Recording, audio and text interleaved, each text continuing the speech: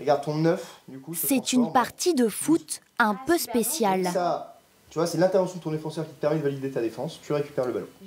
Ici, le ballon rond est en carton, les joueurs et les actions en papier. Loin d'être physique, le match n'en est pas moins tactique. Hop, tu prends tes cartes et dégage. On commence par choisir son équipe, ce qui va nous donner des cartes joueurs. Ici, c'est le Brésil. On prend également un paquet de cartes actions, avec des actions offensives et défensives. Et l'idée du jeu, ça va être de combiner ces deux cartes pour mettre plus de buts que son adversaire. Comme c'est la mi-temps, on gagne 2 étoiles, les joueurs se reposent. Pendant 2 ans, Guillaume a entièrement imaginé ce jeu baptisé World Wide Football. Petit déjà, ce supporter de Châteauroux inventait ses propres jeux de société.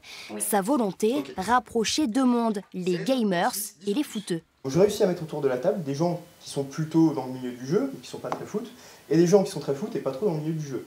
Et je réussis à les fédérer, et ça c'est vraiment une très très grosse fierté, parce que c'était pas gagné. Car au début, aucun éditeur ne voulait publier son jeu. Une étrange malédiction frapperait les jeux de foot. Il serait voué à un échec commercial. Guillaume s'est donc tourné vers le financement participatif. En 20 jours, il a récolté plus de 4 000 €. Dès que je reçois l'argent, je lance la production. Ce sera une production en France, ça j'y tenais vraiment. Donc c'est un projet créé en France, financé en France, parce que lui, les Français, est fabriqué en France. Pour chaque boîte achetée, 1 € sera reversé à l'association Accès 6 Jeux qui adapte les jeux de société aux malvoyants. World Wide Football sera disponible en juin prochain pour la Coupe du Monde en Russie.